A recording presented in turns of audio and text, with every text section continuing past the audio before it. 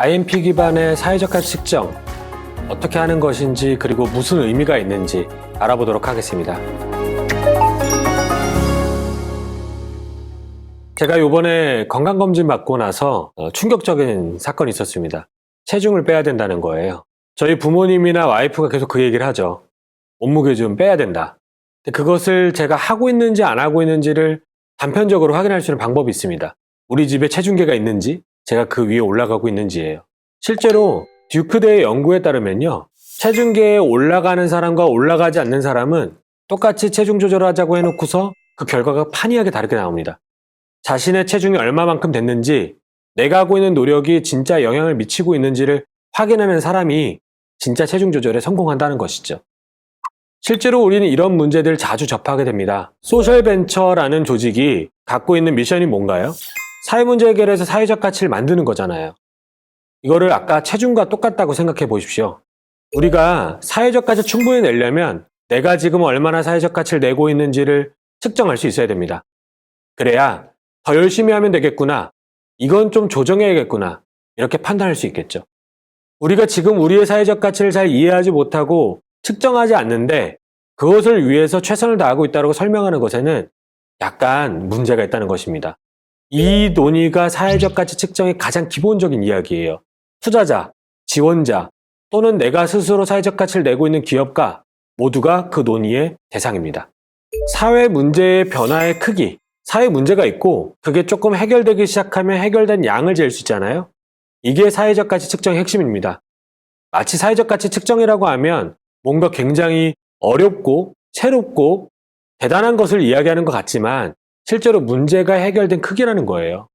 충분히 잴 수 있죠. 소득이 낮았다면 소득이 증가되는 크기. 실제로 소외된 계층이 받지 못한 교육이 있다면 그걸 몇 명이 더 받게 되는가. 이런 이야기가 사회적 가치 측정의 요체라는 겁니다. 우리는 이런 사회적 가치 측정을 정보를 생성하는 과정이라고 이해하고 있어요. 사회적 가치를 더 내고 싶으면 그 정보가 있어야 되는 거죠. 그냥 잘하고 있는데요? 이것으로는 우리가 진짜 얼마나 잘하는지 판단할 수 없으니까요. 이만큼 잘하고 있습니다. 요만큼 더 잘하게 됐습니다. 설명할 수 있는 정보를 만드는 과정이라는 겁니다.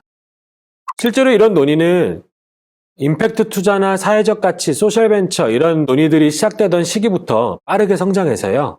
이제는 INP라고 하는 하나의 표준화된 프로토콜, 이렇게 보고합시다 라고 하는 스탠다드까지 도달하게 되었어요.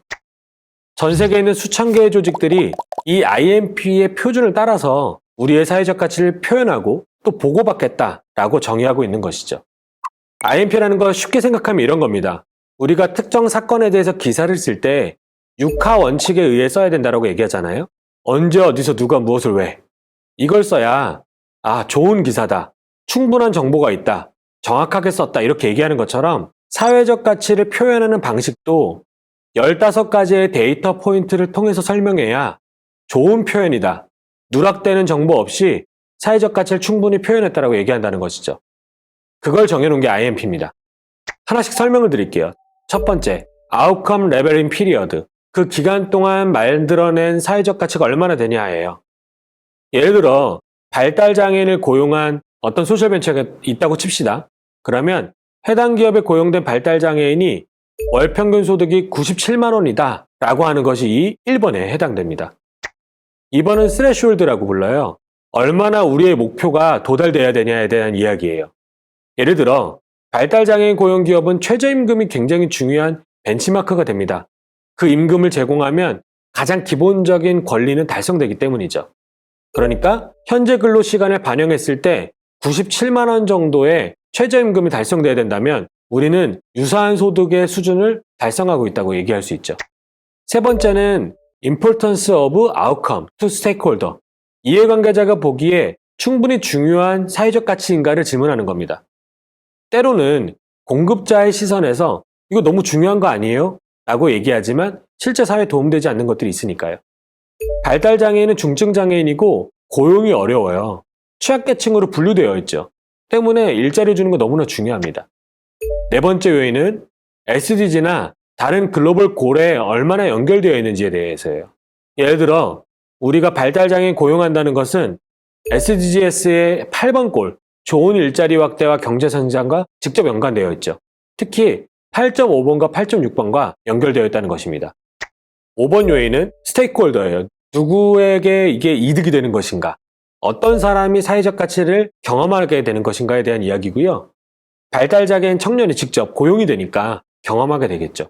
그 외에도 부모도 경험할 거고, 또 관련된 사회복지사들, 고용과 관련된 정부기관도 경험을 하게 될 겁니다. 6번은 지역적으로 어디에 속하냐에 대한 질문이고, 해당 기업은 대한민국에서 수도권에서 사업을 하고 있기 때문에 그 지역에서만 고용이 일어나고 있는 거죠. 그러니까 대한민국 수도권 설명할 수 있고요. 7번 요인은 베이스라인. 기초적으로 그들이 내가 고용이라는 걸 하기 전엔 얼마만큼의 소득을 벌고 있었습니까? 라는 것이에요. 내가 개입하기 이전 상태. 그러니까 발달장애는 평균적으로 고용 이전엔 28만 원 정도의 소득을 벌고 있어요. 통계적으로 있습니다. 이게 베이스라인이 되겠죠. 8번 요인은 이해관계자의 특성입니다. 추가적으로 설명할 만한 특성이 있다면 여기에 서술하게 되는데요. 발달장애인은 초기 적응이 쉽지 않고 의사소통이 어려워서 취업시장에서 굉장히 어렵다라는 게 여기 들어가 있고요.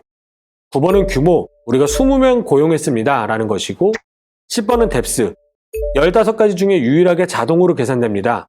아웃컴 1번이었죠. 아웃컴에서 베이스라인을 빼면 나와요. 우리가 증가시킨 소득의 크기, 그게 68만 원이라는 거죠. 듀레이션은 얼마나 오랫동안 우리의 사회적 가치가 연기됩니까? 연장되고 지속됩니까에 대한 이야기고, 이것이 30개월 정도의 근속기간으로 설명될 수 있습니다. 12번은 13번과 더불어서 소셜벤처에겐 잘 적용하지 않는 것들이에요. 좀 어렵습니다. 우리가 기여하지 않아도 만들어낼 다른 종류의 이펙트인데요. 이 부분은 소셜벤처에겐 적합하지 않아서 저희가 제외하고 있습니다. 14번과 15번은 위험에 대한 요인이고요. 주로 소셜벤처는 에비던스 리스크, 데이터가 정확한지에 대한 설명, 익스터널 리스크, 외부의 효과, 코로나 같은 효과 때문에 매출이 증가하거나 감소할 수 있지 않은가에 대한 설명을 담고 있습니다. 이런 식으로 구성이 되었을 때 우리는 15가지 데이터 포인트를 설명해서 소셜벤처의 사회적 가치를 충분히 보여주고 있다고 이야기합니다. 다시 보고서로 돌아가서 어떻게 우리가 설명하는지 좀 자세히 알아볼 거예요. 토드웍스라고 하는 기업 아시나요? 수동휠체어에 전동휠체어로 바꿀 수 있는, 이렇게 붙일 수 있는 부착기기가 있어요. 수동휠체어는 가볍고 차에도 잘 들어가지만 움직일 때 제동에 한계가 있죠. 직접 손으로 돌려야 되니까요. 근데 전동휠체어는 편하긴 한데 무거워요. 차에 잘 실리지 않습니다. 이걸 해결하기 위해 구동장치를 수동에 붙이면 전동휠체어의 역할을 하게 되는 거죠. 이것은 도대체 무슨 문제를 해결하고 얼마만큼의 사회적 가치를 만들까요? 자, 아웃컴 한번 봅시다. 여기가 해결하려고 하는 문제는요, 이런 종류의 휠체어 구동장치가 해외도 있어요. 근데 너무 비싼 겁니다. 그러니까 국내에 좀 더 저렴하게, 국내 환경에 맞게, 특히 아동들이 사용하기에 편리하게 제공하는 서비스를 만드는 게 이들의 목표였어요. 그러니까 아웃컴은 뭐냐면 우리가 제공하는 포도 드라이브라고 하는 보조 동력 장치가 얼마나 가격이 나가는가예요. 176만 원입니다. 아웃컴 스레시홀드는 얼마까지 줄이게 되면 우리가 원하는 목표를 달성할까예요. 우리 목표죠. 경기도 같은 경우에 차상위 계층에게 장애인 의료비 지원 사업이 150만 원이에요. 그러니까 176만 원이면 한 20만 원 정도는 자기가 내야 되는 거죠. 그럼 우리는 누구나 필요하다면 한 개는 쓸 수 있도록 만들기 위해선 150만 원까지 가격을 떨어뜨리겠다라는 목표를 설명할 수 있는 것입니다. 얼마나 중요하냐면 장애인, 특히 신체상 이동이 어려운 장애인들에게는 이게 없으면 이동이 쉽지 않고 그런 자존감도 떨어지고 문화나 교육이나 직업 모든 부분에서 삶의 질에 영향을 미치게 됩니다. 중요하죠. SDGs를 보게 되면요, 꼴 10번에 모든 종류의 불평등을 해소해야 된다 있고요. 특히 10.2번에 보면 연령, 성별, 장애 여부 상관없이 모든 사람의 사회적, 경제적, 정치적 포용을 증진해야 된다고 설명이 되어 있습니다. 이해관계자는 당연히 장치가 필요하지만 구매하지 못하는 장애인, 그리고 이 장애인들이 그것을 사지 못하면 가족이 또 힘들어져요. 직접 수동휠체어를 밀어줘야 되고 또 전동휠체어를 사기 위해서 돈을 벌어야 되는 것이죠. 그러니까 장애인과 가족 모두가 이해관계자입니다. 지역은 여기는 아직까지는 대한민국에 주로 팔고 있어요. 대한민국 전국이 우리의 지역입니다. 아웃컴 레벨의 베이스라인. 그러니까 우리가 개입하기 전에 어땠냐? 우리와 유사한 수준의 성능을 갖고 있는 해외에서 수입품은 600만 원 넘습니다. 굉장히 비싸죠. 그러니까 보조금은 150만 원인데 600만 원짜리를 파니 그것을 살 수 없는 사람이 많았던 거예요. 이게 베이스라인이에요. 우리가 개입하기 이전의 시장은 600만 원짜리를 팔던 시장입니다. 라는 것이죠. 이해관계자의 특징은 무엇입니까? 휠체어 사용자는 이동권을 누리기 위해서 수동 전동 휠체어에 장점이 다 필요해요. 근데 아까 말씀드렸듯이 수동은 가볍지만 장거리 이동이나 약간 경사로에서는 굉장히 부적합하고요. 전동은 무겁고 부피가 크기 때문에 또 비싸고요. 사용하기가 어려워지는 것이죠. 이게 이용자가 겪고 있는 특성입니다. 규모는 포도 드라이브가 판매된 당시의 개수가 447대예요. 그러니까 447명이 그 혜택을 누리고 있다고 설명할 수 있겠죠. 뎁스는 아까 말씀드렸듯이 자동으로 계산됩니다. 우리가 판매 가격 176만 원, 똑같은 품질의 해외 수입품이 612만 원, 빼면 436만 원이 우리가 만들어낸 동일 품질의 가격 차이인 거죠. 이걸 접근성의 차이라고 얘기합니다. 기간은요, 보통 이 수동 휠체어 동력 보조 장치를 사게 되면 3년 정도는 문제없이 쓸 수 있어요. 그 기대 수명 3년 동안 이 가치를 누리게 되는 것이죠. 리스크는요, 아까 말씀드렸던 에비던스 리스크, 정보가 정확한가요? 익스터널 리스크, 외부 효과는 없나요? 이 두 가지를 저희가 살펴봤는데 일단 에비던스 리스크는 낮아요. 왜냐면 이 정보가 충분히 제공될 수 있는 상황은 아니지만 그래도 아까 말씀드렸던 가격들은 분명한 정보가 되죠. 데이터가 아주 많지는 않지만 그러니까 에비던스 리스크는 높지 않다라고 볼 수 있고요. 또 외부에서 줄어지게 되는 어떤 익스터널 리스크도 별다른 영향을 줄 만한 요인이 많지 않기 때문에 현재까지는 큰 문제가 없다. 그래서 익스터널 리스크 낮다라고 표현할 수 있습니다. 그러면 이렇게 보고서를 작성하는 건 생각보다 아주 쉽진 않겠죠. 처음 해보시는 일들일 거고 정보도 많이 필요합니다. 하지만 이 일들이 꼭 필요해요.